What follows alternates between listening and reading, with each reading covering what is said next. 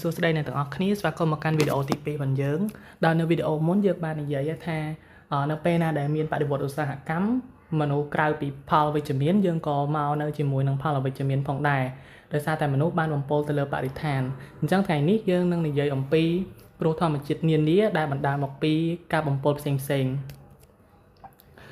ក្នុងគ្រោះធម្មជាតិទាំងអស់នេះយើងបានបែងចែកជា3ទី1គឺការប្រែប្រួលអាកាសធាតុទី2គឺការបំពុលទៅលើបរិស្ថានហើយទី3គឺយើងនឹងនិយាយអំពីគ្រោះធម្មជាតិដែលបណ្ដាលមកពីការបំពុលទៅលើធនធានធម្មជាតិចំណុចទី1គឺ climate change ឬមួយក៏យើងហៅថាជាការប្រែប្រួលអាកាសធាតុការប្រែប្រួលអាកាសធាតុអាចបណ្ដាលឲ្យមានទឹកជំនន់និងភ្លៀងធ្លាក់ខ្លាំងខុសប្រក្រតីនៅពេលដែលផែនដីឡើងកម្ដៅបរិយាកាសអាចផ្ទុកសំណើមបានកាន់តែច្រើនហើយការកើនឡើងកម្ដៅហ្នឹងរហូតដល់ទៅប្រហែលជា7%រាល់ការកើនឡើងកម្ដៅ1អង្សាសេម្ដងដែលវាបង្កឲ្យមានបាតុភូតគ្រាប់បែកទឹកភ្លៀងឬមួយក៏គេហៅថាជាការផ្ទុះបែកនៅអាងស្តុកទឹកភ្លៀងនៅលើបរិយាកាសដែលវាធ្វើឲ្យភ្លៀងធ្លាក់ឥតឈប់ឈរនិងមិនអាចទប់ស្កាត់បានការធ្លាក់ភ្លៀងហ្នឹងធ្វើឲ្យបង្កឲ្យមានទឹកជំនន់និងទឹកភ្លៀងបំផ្លាញផ្ទះសម្បែងនិងភោគផលកសិកម្មផងយើងហើយទី2វាអាចបណ្ដាលឲ្យមានគ្រោះរាំងស្ងួតនិងរលកកម្ដៅខ្លាំងដែលសីតុណ្ហភាពកាន់តែខ្ពស់ធ្វើឲ្យទឹកហួតចេញពីដីនិងប្រភពទឹកកាន់តែលឿន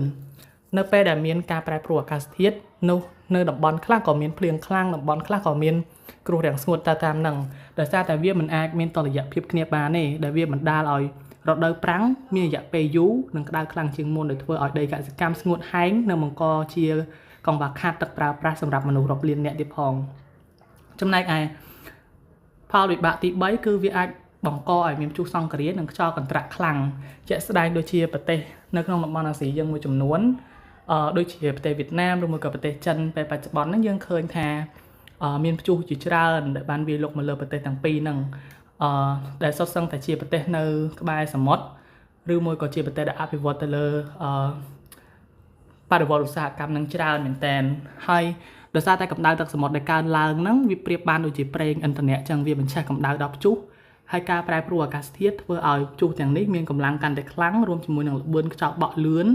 និងទឹកជំនន់ធ្ងន់ធ្ងរដែលធ្វើឲ្យសហគមន៍នៅតាមតំបន់ឆ្នេរហ្នឹងពិបាកក្នុងការស្ដារឡើងវិញអញ្ចឹងមកដល់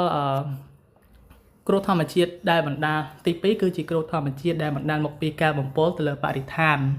គ្រោះធម្មជាតិដែលបណ្ដាលមកពីការបំពុលបរិស្ថានហ្នឹងមានដូចជាការធ្លាក់ភ្លៀងអាស៊ីត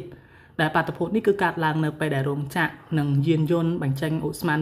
ស៊ុលផូឌីអុកស៊ីតនិងអាសូតអុកស៊ីតនៅក្នុងខ្យល់ច្រើនហើយឧស្ម័នទាំងនេះលាយជាមួយទឹកទៅ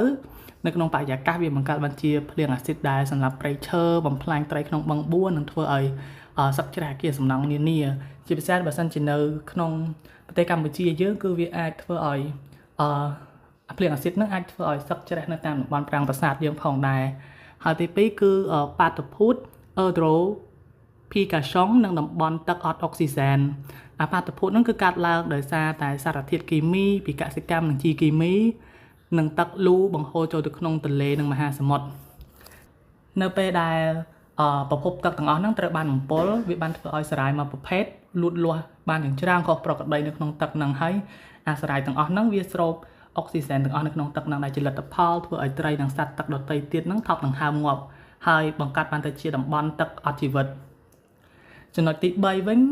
គឺជាអាប់ផ្សែងនិងការបំពុលខ្យល់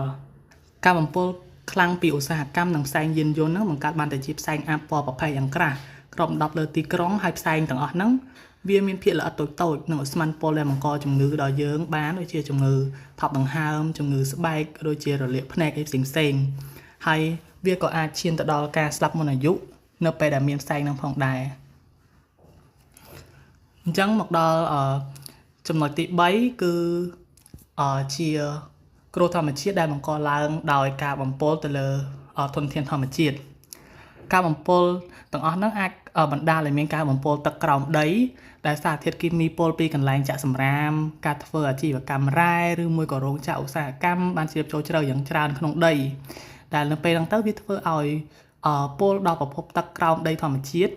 ដែលប្រជាជនប្រើប្រាស់សម្រាប់បរិភោគនិងកសិកម្មដែលបង្កឲ្យមានវិបត្តិសុខភាពយ៉ាងយូរអង្វែងដូចជាការពុលទ្រង់ទ្រាយធំឬជំងឺមហារីកជាដើមហើយ ចំពោះចំណុចបន្តទៀតនោះគឺការរិចរឹលដីនិងការคลายជាវាខ្សាច់មានន័យថាធ្វើឲ្យដីយើងរិចរឹលខ្វះជីជាតិហើយនឹងវាវិវត្តទៅជាវាខ្សាច់ក៏ថាបានដែរតែការប្រើប្រាស់ដោយសារតែការប្រើប្រាស់ជីគីមីលើកម្រិតនិងការបោះចោលសំណល់ឧស្សាហកម្មបានបំផ្លាញសារធាតុចិញ្ចឹមធម្មជាតិនិងមីក្រូសារពាង្គកាយនៅក្នុងដីដែលវាធ្វើឲ្យដីធ្លាប់មានជីវជាតិคล้ายទៅជាតំបន់ដែលគ្មានជីវជាតិហើយវាអាចធ្វើឲ្យมันអាចធ្វើឲ្យដំណាំដាំដុះបាននិងធ្វើឲ្យកង្វះខាតស្បៀងនៅពេលខាងមុខផងដែរហើយចំណុចចុងក្រោយ